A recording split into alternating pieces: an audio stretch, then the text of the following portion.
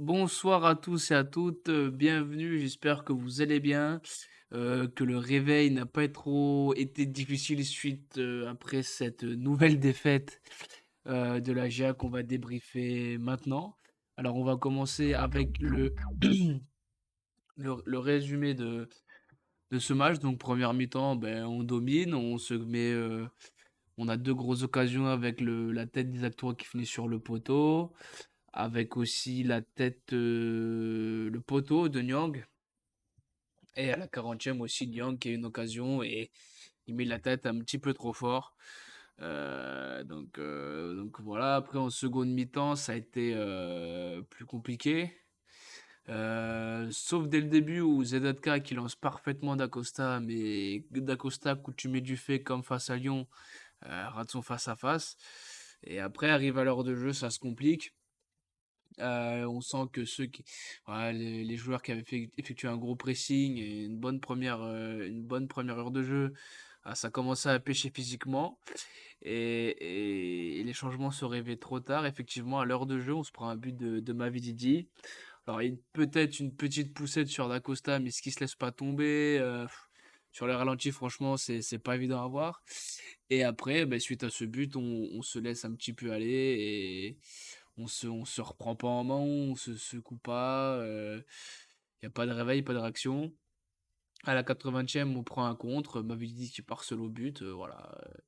Compliqué de faire autrement. Et pour finir cette magnifique prestation, pour montrer le manque de réalisme qu'on a, on a un penalty à la fin, alors avec la VAR et tout le bordel.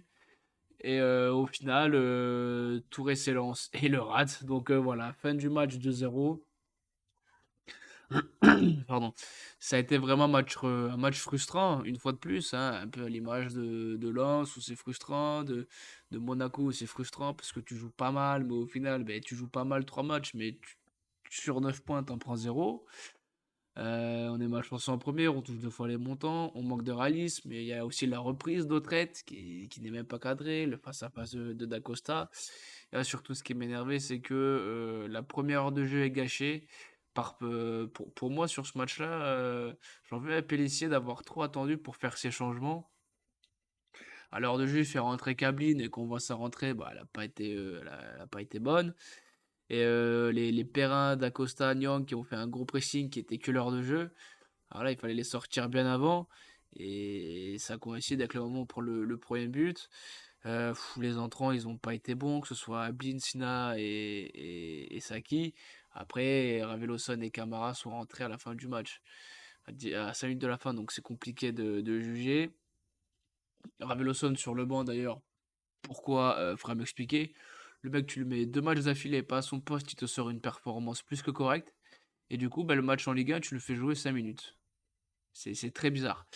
Et voilà, il manque toujours ce petit plus, quoi. Il manque toujours ce petit déclic qui fait que bah, on va réussir à passer ce palier, à balayer un petit peu les mauvaises ondes, et au final, ben, on n'y arrive pas. Le problème, c'est qu'on a la 20e journée de Ligue 1, et j'ai l'impression que en fait, ce qui nous manque, c'est ce joueur-là qui tirerait les autres vers le haut. Et la transition est toute faite parce que on en reparlera plus approfondi, enfin de manière plus approfondie après, mais le mercato, il est merdique. Enfin, alors on se parle, hein, le mercato, il est merdique, il est honteux. Ça, y a pas torché du cul pour chez droit. On va passer vite fait aux notes des joueurs avant de s'attarder sur le mercato. Au niveau des notes, bon, Radou, voilà, il dit, pour moi, il peut rien faire sur les 2 buts.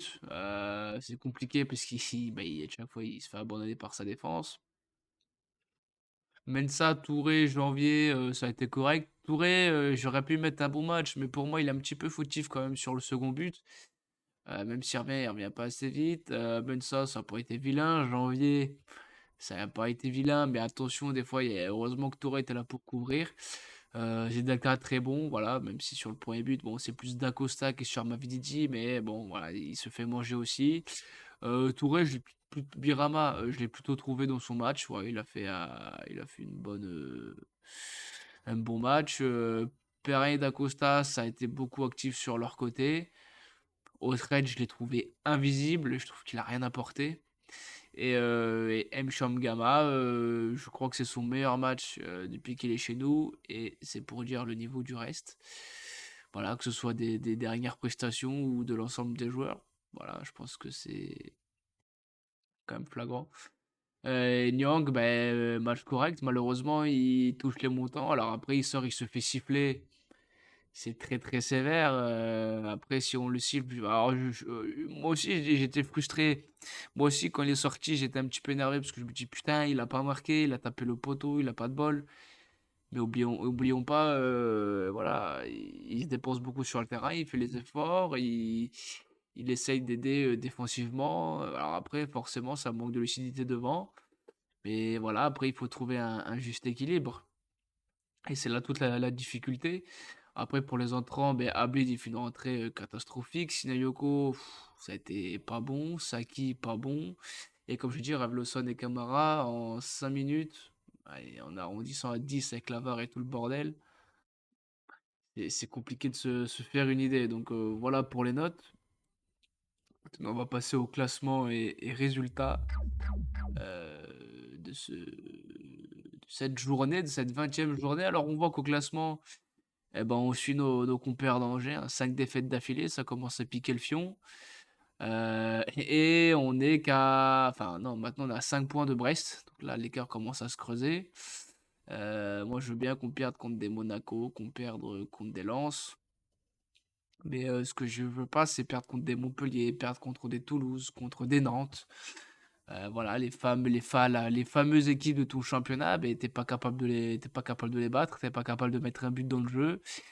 Sur penalty non plus. Donc là, ça commence à être extrêmement compliqué. Là, honnêtement, ça pue la merde, mais très très fort. Après, sur les résultats du week-end, bah, le 3 qui fait l'exploit de faire le nul contre Lens. Clermont et Nantes qui se neutralisent. Brest qui met une branlée à Angers. Voilà. Alors, tandis que nous, on va faire nul là-haut. Enfin, nul contre eux, pardon, en début de saison. Évidemment, notre défaite contre Montpellier, la défaite d'Ajaccio pardon, face à Lyon, ça c'est plutôt bon pour nous. Et Reims qui est fait aussi, bon, ça ne nous concerne pas, mais il faut le souligner, ils ont fait l'exploit d'annuler, enfin de tenir tête au PSG et Toulouse qui bat Strasbourg. Voilà. Donc pour les résultats, ben, c'est plutôt favorable, mais le problème c'est que ce serait favorable si on prenait des points. Le problème c'est que c'est pas le cas, hein, voilà. Juste avant de passer au mercato, on va faire vite fait l'avant-match. Voilà. Alors, j'ai mis ce système-là. Pourquoi? Parce que c'est le système qu'a mis Pellissier. Ça semblait vraiment au 4-1-4-1 de Furlan. Alors après, dans l'animation, tout ça, c'était pas exactement pareil. Donc dans les buts, bah, Radou, à gauche, enfin, on la défense, on la change pas. Le milieu, on le change pas vraiment, sauf Raveloson. Et même si Saki fait une rentrée pourrie, je pense qu'il peut vraiment apporter.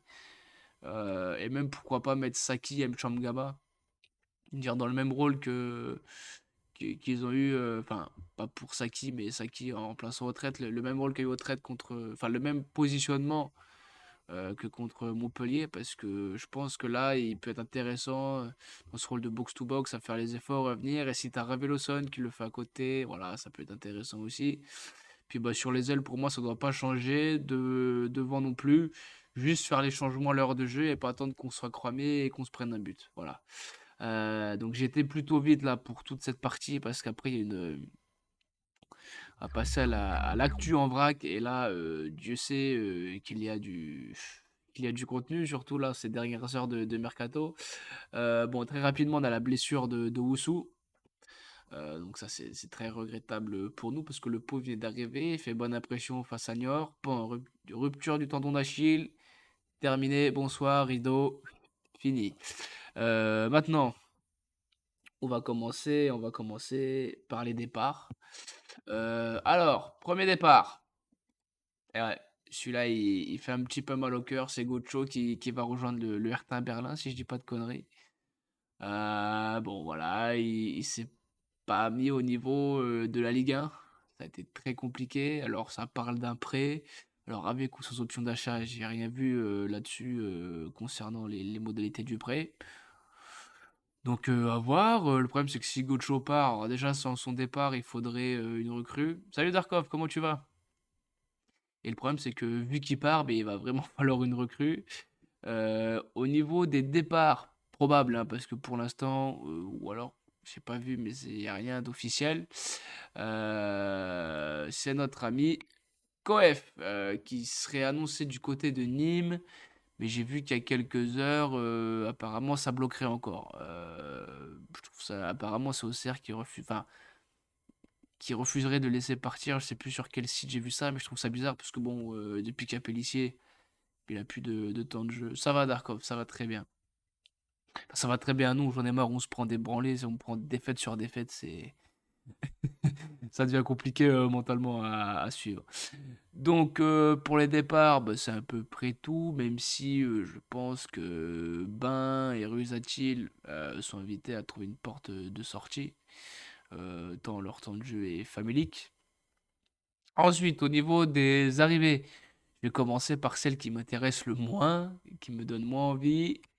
Voilà, une ex-feu pépite Gildias qui joue au Benfica, enfin qui joue, c'est un grand mot, mais ouais, cette saison il a pas joué, le mec il a pas de temps de jeu dans les jambes. Pour moi, en plus j'ai les montants qu'a circulé, c'est 3 millions, donc allez, ça dégage, c'est pas pour nous, merci, au revoir. En tout cas, moi ce profil-là ne m'intéresse pas du tout. Je pense qu'il y a ce serait bien qu'on aille chercher des ailiers, mais de qualité. Pas prendre empiler des joueurs pour empiler des joueurs. On a vu ce que ça donnait au mercato d'été, ça a été un vrai scandale. Deuxième rumeur qui est tombée aujourd'hui, et ça, je pense que c'est celle qui m'intéresse le plus, Massengo, qui évolue à Bristol City. Pareil, il est aussi passé par Monaco. Alors, il a pas beaucoup de temps de jeu à Bristol City, mais j'ai vu sur Twitter, voilà, des petites compilations, des petites stats, voilà, les fameuses datas. Et ben, ma foi, alors il faut ça, voilà, encore une fois, les datas, ça fait pas tout.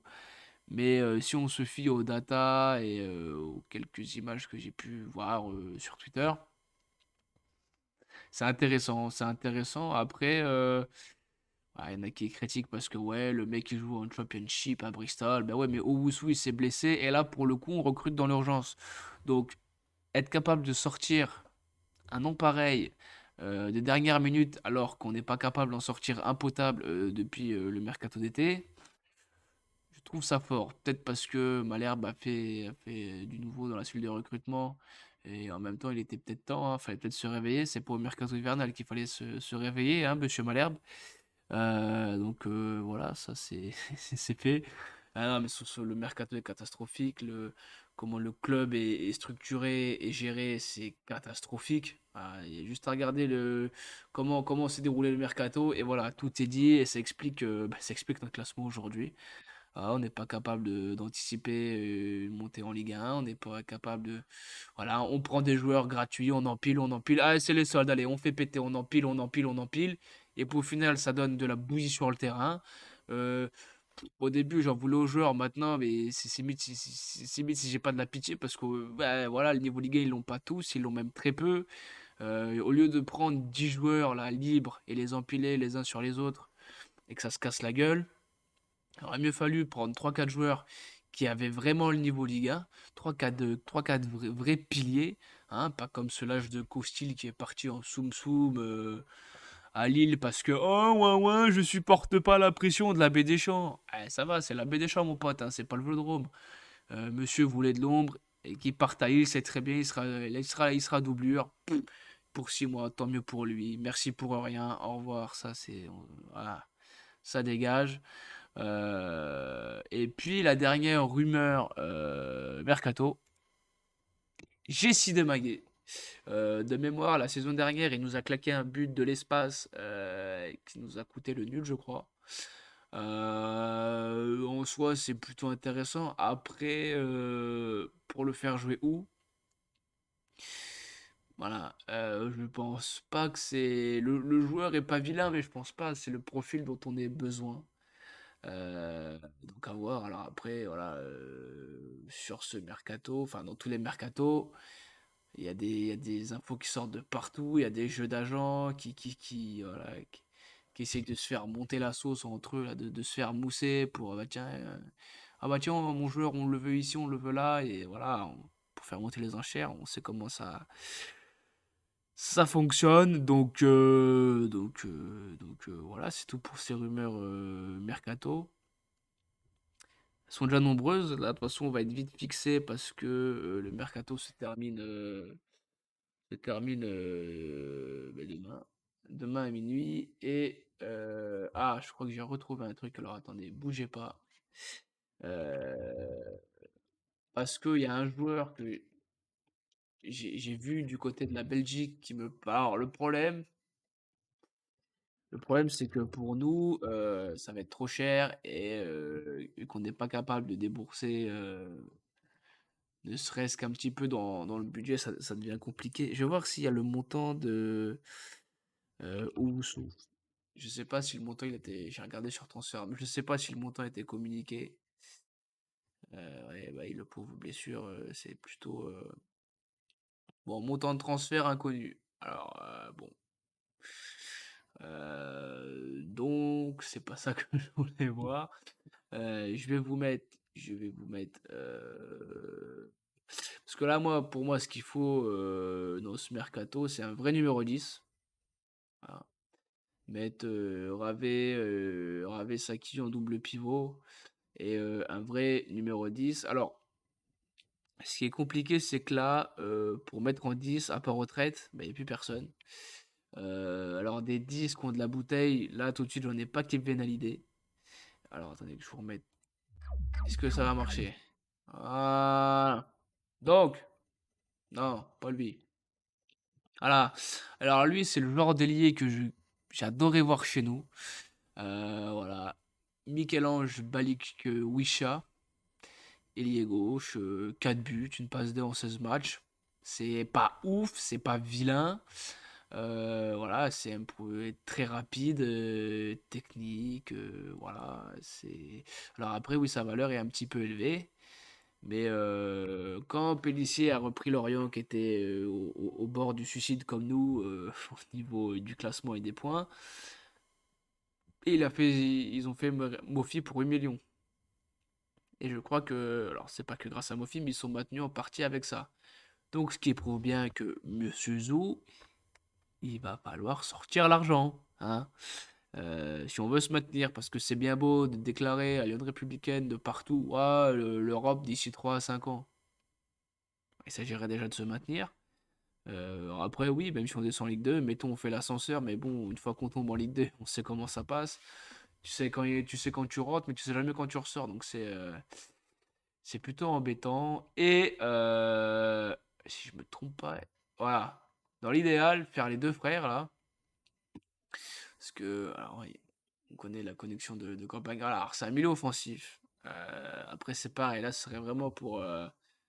Mais c'est 3 buts, 3 passes dans en 20 matchs. C'est pas vilain. Ben voilà, c'est pareil. Il faut sortir le billet. Alors, c'est pas des stades de diable, hein. Et puis, je pense pas que.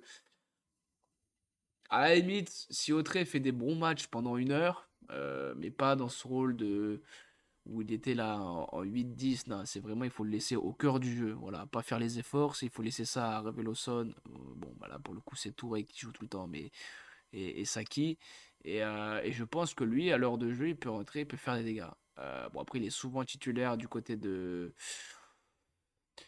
Standard de Liège, donc je pense que, mais de toute façon, je pense pas que c'est des profils sur lesquels on va s'intéresser, et c'est bien dommage. C'est fortement dommage. Bon, voilà, c'était vraiment voilà, deux pistes que j'avais comme ça. Alors après, il y en avait un autre, un numéro 9 mais bon, on a déjà Nyang, même s'il claque pas, Ablin, même si c'est compliqué, et on a Tonton Camara. Donc voilà, on va. Et j'espère que Tonton Camara il va vraiment avoir plus de temps de jeu, parce que le faire rentrer pour 5 minutes, franchement, c'est dur. C'est dur, surtout qu'à chaque fois, puis du stade, c'est encore plus flagrant. Les appels sont bons, ils se déplacent, ils se déplacent intelligemment. Voilà, il y a du potentiel, mais maintenant, il faut le laisser s'exprimer. Donc, sur ce, je vais vous laisser. Alors, le débrief a peut-être été un peu fouillis, j'ai fait ça un peu vite parce que en ayant changé de boulot, ben, j'ai plus mes après-midi, mais j'ai mes week-ends. Donc voilà, l'un dans l'autre. Du coup, voilà, j'ai eu très peu de. Voilà, j'ai pas eu beaucoup de temps pour tout préparer parce que je suis rentré du boulot, je suis allé chercher mes filles, j'ai dû m'occuper. Enfin bref, je vous passe les détails. Et du coup, voilà, j'ai pas eu trop le temps de. J'ai essayé de faire au mieux, hein. J'espère que ça vous aura plu. Ah oui, Darkov, ouais, exactement, déjà. Mais dans la semaine, je pense refaire un stream FIFA. Voilà, parce que nous, sur FIFA, on est quasiment maintenu. Voilà, ce sera notre exutoire en attendant d'avoir mieux. Et je vous tiendrai au courant soit sur Twitter ou alors activer la cloche sur Twitch. Je crois que ça se fait ou un truc. Enfin bref, abonnez-vous activez les notifications sur Twitch, abonnez-vous à la chaîne, également à YouTube, Facebook, Twitter si ça vous plaît. Et likez, partagez. Je vais mettre le débrief dans la foulée sur YouTube. Et il faut aussi que je mette le dernier épisode de FIFA, mais qui dure 4 heures. Et à mon avis, il sera pas sorti ce soir. Dans la semaine sûre, si j'oublie pas, hein. Mais voilà. En attendant, eh ben, je vous dis. Alors, il y aura peut-être, si le mercato se finit demain, ouais, il se finit demain, peut-être en fonction du mercato, peut-être qu'on fera un stream spécial mercato pour voir un peu tout ce qui se trame. Mais on verra ça. Je vous tiendrai au courant sur mes réseaux. Voilà. Donc, en attendant, je vous souhaite à tous une très très bonne soirée et à très bientôt. Allez, la GIA et ciao.